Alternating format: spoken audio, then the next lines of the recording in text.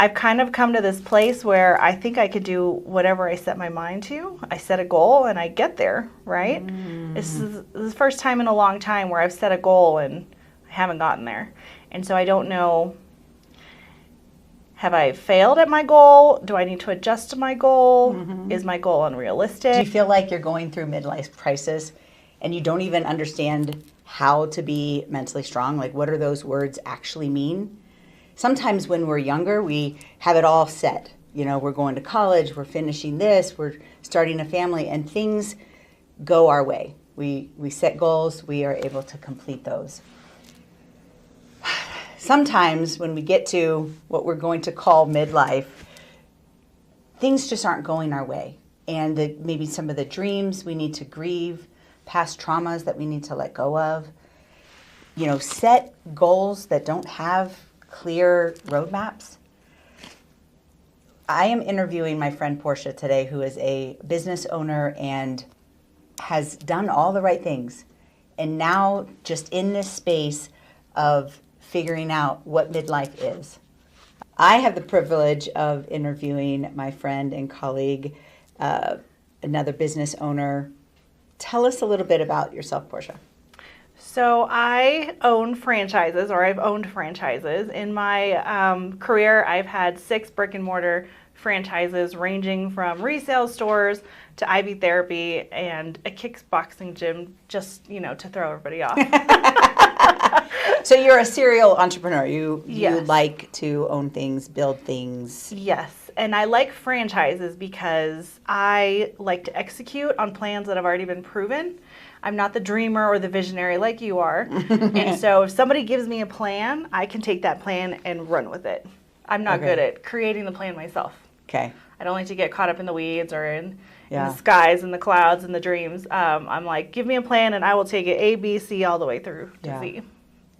So tell me what you've thought about mental strength, like in periods of your life. Like when you were in your 20s, what did you think mental strength was? In your 30s and now, like, and how has that evolved? I think as you get older, the more important it gets, right? And the more prevalent it is in everything. So when I opened my first store, I was 20, like late 20s. And mental health was nothing to me then. Like not even a word in my brain. And I opened a store and I had 12 employees. And I always thought I'd be a good boss because I always thought I'd be everyone's best friend. I'm going to take care of everyone like they're my child or they're my best friend. And that's the kind of boss I thought I'd be. I very quickly learned that that is not true leadership. That is just waiting to get your butt beat. And Been there. And so there was a night where I thought I was the greatest boss. I thought I was everybody's best friend. I'd bring them over to my house for dinners and we'd, you know, have parties and have fun. And one night I was walking out of my store and I turned around because I forgot my keys at the counter. So I came back and they were just going on and on about how Porsha has no idea what's going on in her store. She's such a terrible boss. If she knew what was really going on. And it broke my heart because I thought, these are my friends, not just my employees. They're my friends and they're saying these things about me.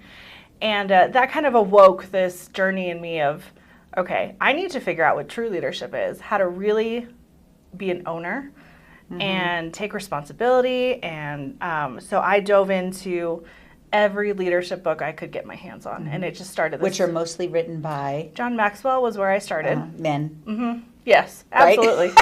Absolutely. Like when you think about it. Yeah. So I want to just challenge you there because what happens is we get pushed into masculine, for lack of a better word, like this, you know, I have to be compartmentalized. I can't be friends. That I have is to, true, yeah. you know, but I know that you've evolved, like swung back a little bit the other direction. And that's thanks to, so my husband and I studied under Tony Robbins. And he actually talks about how important it is for us women to keep our feminine energy as business leaders. And that hit me really hard because you're absolutely right. When I went that full swing, you become masculine as a business owner. Because you're protecting your heart because it hurt you. Yes. And so I got to swing the other way, and that's kind of where I'm living my life now, is finding the balance. But it's very important to me to hold on to that feminine energy because I lost it there for a long time. Yeah. And you're just not yourself when Yeah. you lose it. Yeah. And so for me, Right. It's a mask. Yes. Yes. Yes. And when you're wearing a mask, you can't be authentic to Right. yourself. So for me now, the most important thing to me is to be fearlessly authentic. I don't care who, I mean, I try not to offend people, obviously. But I'm not going to hold back, and I'm not going to placate, because I used to do that a lot, just telling people what they want to hear. And so I refuse to do that now. I'll stay quiet, but I won't tell you what you want to hear. Unless you really ask me, then I'll tell you. That'll be my session later, right? Yeah. And so one thing I did to really hold on to that feminine power was I bought a pink car. Remember. And I drove that pink car Porsche. around for 5 years. Yeah. And that was huge for me because, one, I hate standing out and I hate being the center of attention. I like to hide. And so that was, you can't hide in a pink car. And it was hot, bright pink. Yeah. You cannot hide. Yeah. And I know that you kind of went through, we'll call it a midlife crisis, right? Where you did this, thing, or what's most important, at my funeral, what do I want people saying? And you really shifted this very busy businesswoman to Yes. mom. Tell us about that. Yeah. So my husband and I were in Hawaii, and we did something called a death walk. And you just were walking along the beach in this beautiful place, and you kind of think about your life backwards. So if you're on your deathbed or you're at your funeral, what do you wish you had more of? Or what do you hope that's the most prevalent at your funeral? Like, what did people talk about? Oh, she was an amazing businesswoman. I really didn't do anything for me. Oh, she created all these, businesses and all these franchises. Okay, cool. Right. What I saw was tons and tons and tons of grandkids and great grandkids and just surrounded by family. And so that really changed things on my priorities in life. So I was in a place where I was about to do a business that was going to take me, I was going to be traveling a ton and away from my family. And tell us about your family. So I have 3 kids. Oldest is 25 and youngest is 11. And 2 of them are at home, very busy with sports. So I'm, the taxi driver. And it was getting to a point where I needed to either hire someone to drive my kids places, because I couldn't, you can't be there at 2, 3 o'clock when you're running businesses. Or I had this thought of, why don't I hire someone to take care of my businesses, and I'm the one picking up my kids? And so that was the beginning of the shift. It turned into, well, now let's sell all the businesses and just be there for my kids. I kept one because it was my first, and I'm just not ready to let that one go. So I can still say I'm a business owner. But no, my life is pretty much a stay-at-home mom now. So that took a really big shift mentally, because I didn't realize that all my significance and self-esteem came from being a business owner. So when I gave that up, it's like, well, I'm a stay-at-home mom? What else? Is that it? Where does my value come now? Yeah. And then letting my husband bring the money in also was different for me. I've always grown up to be independent, and I take care of myself, and so that was a big shift too. But all for the better, I think. Yeah. Really let me hold on to that feminine power. I know we've talked about the Mentally Strong Method and Yeah. how, you untangle these things, the grief and the trauma and the different things that are impacting how you're showing up. Tell us about how you were able to untangle some of the things that were making you feel uncomfortable in this decision that you had made to be a full-time mom. Yeah. Well, I'm still working through it, but there's moments that I have with my kids that they'll say things like my son said to his friend's mom or something, and she told me later, I'm so lucky that my mom doesn't work anymore, because she can take me to this place or that place, or she can pick up my friends and we can go here. And my daughter recently just told me, I'm so lucky that you're not working anymore, because you now can take me here. And, we just went to Chicago for some extra training for her softball. And she goes, if you were working, we wouldn't be able to do stuff like this. And so that and now let you're me homeschooling know your that daughter. Yes, I'm homeschooling my daughter now. Because I can't have a life with no challenges. Yeah, so you could be a type A personality and, Yep, and still yep. be a stay-at-home mom. Yep. Yeah. She's really mad because she wrote her first paper and I graded it. And I cheated. I put it into ChatGPT and said, if you were an ELA teacher, what would you grade this? And it came back as an 87%. So I said, okay, you got 87%. She goes, Mom, you gave me a B? She goes, what are we homeschooling for? I was like, I have to be fair. I can't just get you A's. Yeah. So in that story, you're now dealing with kind of a, what would you call what you're currently struggling with? So the death walk we had with my husband in Hawaii was 2.5 years ago. So since then, we've been trying to have a baby. Mm-hmm. And when I envisioned my whole life, I thought, when I retire, I'm going to take care of my grandbabies. And so I retired early, or, I'm calling it retirement, call it what you want. But I imagined all these babies, and so we don't have babies. So I was trying to, give myself a baby. And 3 miscarriages and 2 IVF cycles later, here I am, 2.5 years without a baby. So it's been, I've kind of come to this place where I think I could do whatever I set my mind to. I set a goal and I get there, right? This is the first time in a long time where I've set a goal and I haven't gotten there.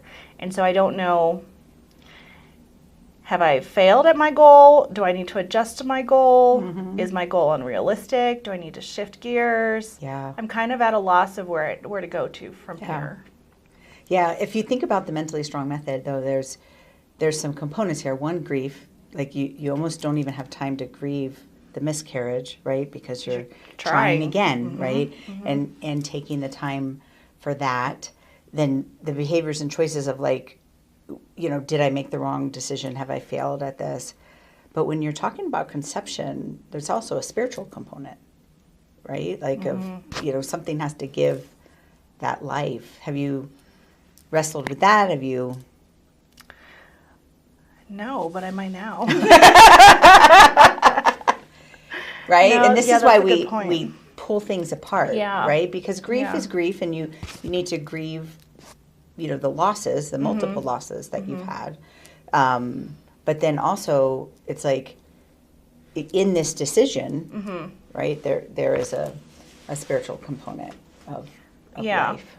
And I keep going to the thought of, was this the wrong goal? Like, did I pick the wrong thing to focus on in my early retirement? Or, was this unrealistic and not happening from the beginning? And I've just been spending all this time and energy on the wrong thing? Or is this something that I'm supposed to be resilient in and just keep trying, keep trying? Well, your face lit up when you talked about these children and grandchildren, and you want this big family. You think your current children will give you 4 to 5 kids apiece? Well, when my daughter was 8 or 9, I made her promise she was going to give me 8 grandchildren. So if she holds up to that. But no, and that was another reason of, we really wanted another baby to increase the chance of having more grandchildren. And I have 2 sons and 1 daughter, and you hear there's a difference with your daughters having children versus your sons. So it is something it's something I want. It's something that I'm okay without too. And so that's where the tough thing is. It's when do you let these big dreams go? Right. I don't know. Well, it was interesting how you described yourself, and back to like a businesswoman of franchises, and you wanted the playbook. And there's not really a playbook here. I mean, there's no one telling me what to do. Somebody just tell me what to do. So maybe this is the challenge in your life that requires a different set of skills, because it's not. We don't know. We don't know if this next one will take, then you have other decisions of, am I going to keep doing these different things? And Yeah. It's frustrating. I think like we were talking about earlier, it's like your mind goes or your body goes where your mind tells it to. So the thing I'm most frustrated with myself is when we decided to have a baby, I was in prime shape. I was going to the gym every day. I was at my goal weight. And I've struggled with my weight my entire adulthood. So that was a big deal for me, is getting to my goal weight. And I was there for a while. It wasn't just one of those, ping pong diet things. I was there for a while. It was consistent. And so one of the things I had to realize is if I'm going to have this baby, I have to be okay with being fat again. And so I would mentally, I would think about, okay, you're going to be fat. It's temporary. You're just going to have to accept that and be okay with it. And so, okay. I'd talk to myself. So in the 2.5 years that we've been trying to have a baby, I've gained all the weight that you would having a baby, except I have no baby.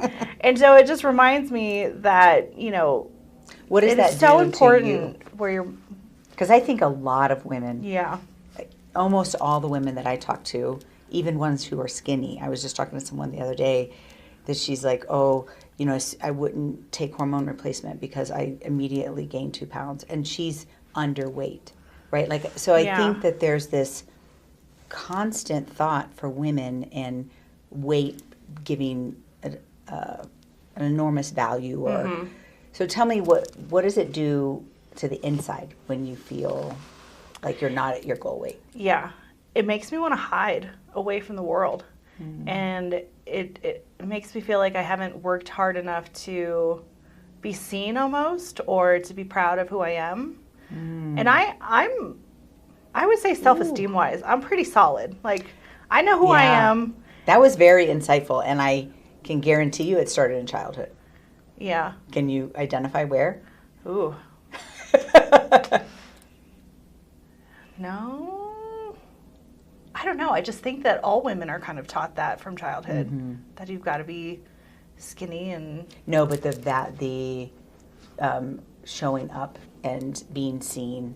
Oh, well, Yeah, that's that kind was- of that's been my theme my whole life. Actually, is hiding, and so my lessons in life have been about coming out of hiding. And part of that was when I feel really good about myself and my body, it's easier for me to come out Right. of Yeah. hiding. But yeah, the hiding thing, I've dug into that a little bit. Some of it comes from, I was a really good golfer in high school. And because I was so good, the other female golfers kind of not attacked me, that's just too strong of a word, but they accused me of cheating. And so they had coaches following me, taking my score, and it just took away from being good. It took the fun away, it took the pride away. And so my senior year, I just got really bad. I was like, it's not worth On being purpose. good. Almost on purpose. Like, I didn't know it at the time, but looking back, to me, it wasn't worth being targeted like that to be good at something. And so that's always kind of been my theme. I always like to be good, but not great. But yeah, I feel like I've come a long way since then. But putting on the extra weight, definitely, I was at my goal weight when I drove a pink car, and everyone, like, I couldn't hide. And then, Is it a symptom of hiding and nothing to do with wanting to get pregnant? I'm just throwing it out there. I don't know, because the hiding came after the weight gain. Like, yeah. Because I know you've struggled with, like, am I really a business owner anymore? Like, Yeah, where's my value in this world? Yeah. So I thought it'd be really fun to be a trophy wife. I'm going to look good. I'm going to make my husband look good. And now I can't even be that. So I'm like, man, I'm failing at everything. Now you have to say 3 positives about your looks. Oh. Wendy. Are you serious? Yes. Oh, okay. I have really long natural hair. Good. Beautiful hair. It's really full. That's the Hawaiian side. Wow. That's harder than it sounds. I like the way I put myself together. Like, I really enjoy putting my outfits together and dressing up and that, and putting on nice shoes and nice bags. And let's go with, I like my lips. I think my lips are nice. Okay, They're good. nice and full See? and very Hawaiian. Yeah. So you see how, like, you know, the narrative that we say to ourselves sometimes can get us in a loop, right? Yeah. Because I know that's the weight thing is really, you know, I mean, you're trying and you're doing all the right things, but it keeps coming up for you. Yes. And so just disrupting that with some positives. Yeah. We all have positive things that you know, we like about ourselves. We all have negative, right? Yeah. But and you know, because you've done all of Tony Robbins stuff, like the more you think about those negatives, the more they show up. For sure. Or focusing, or, you know, just me saying it's okay to be fat, to get pregnant, it like let all my discipline and all my habits go so easily. Yeah. What do you think that people misunderstand about mental strength? I think people think that I don't know if they think that they're born with it or they're not, or they get it from their parents or not, but I think some people think that it's really unattainable for themselves. And I think you know, anyone can grab your podcast, grab your books, grab information from anywhere and really practice. I think it takes discipline. Yeah. And I think a lot of people aren't willing to have discipline in this stuff, but I think anyone off any corner of any world can really be mentally strong. It's interesting that you say the word discipline, and I'm trying to incorporate more discipline in my life, and we often think of it in that in the physical space. And so people who are known for mental strength, like David Goggins, and like, is it really mental strength, or is he, you know, I mean, he definitely has physical strength and endurance and discipline for sure, right? But what does it really mean to show up for yourself, you know, in that mental strength? For me, I think back to when I was a kid, and you know how we always had irrational fears as a kid? Mine was, what was it? That someone was going to come in my window and steal me or something like that. Or when I was a little bit older, it was someone would be hiding under my car or in the back of my car, and they'd come and kill me. And kidnap us when we're traveling. Yes. And so when I think of mentally strong discipline, I had to train my brain to just not think about it. Just like if I started to go there, it'd be like, let's think of something else. But that might be avoidance. I might challenge you there. That could right? be, yeah. Because I think we confuse grit. That's definitely grit, right? Like, I'm going to push through. I'm going to do this. I'm, you know, going to be successful. But mental strength actually has some insight to it. So, you know, I've pointed out each time that you've, like, talked about the insight that you gained. Insight creates that mental strength so that you can, and I do it in a flywheel, right? Like, if we keep repeating this process of thinking, organized, choosing, then we can have more insight into what's driving us, what's, you know, impacting those negative thoughts, instead of just trying to be disciplined to have positive thoughts, which you should also do. Yeah. Right? Yeah. But if you have insight, it makes it easier to be disciplined for sure. So the understanding of why your brain goes there. Yeah. Yeah. Sure. Yeah. So women who are facing similar challenges to you, and I don't know, I honestly think this is kind of like a little midlife crisis, right? For sure. You know, everything that you built, you know, kind of shifted and changed, and you're getting some grief and it's not going the way you want. What would you tell women who are going through this kind of same situation? Well, first, don't retire in your 40s. I think that was a bad idea. Just kidding. No, I love that part. Yeah, no. So midlife crisis is absolutely the right word, because I'm in my 40s and everything, the way I thought my life was going has now stopped dead in its tracks and is almost going the other way. And so I have no plan, no goals, no ambitions to base it off of. And that's how I've always run my life, is I make a goal and I do whatever it takes to get there, right? So now there's no goals. There's nowhere. Oh, well, now we're going to make one. We're going to make it good. I'm still searching for one. That's where the midlife crisis comes in, right? Well, let's go back to your activity you did 2.5 years ago. Mm-hmm. What did you call that? Death walk? The death walk. And you want a big family. Yes. Right? So let's, like you did with me in business, let's go backwards from there, Mm-hmm. right? One more child might make a difference. Like it would make a difference.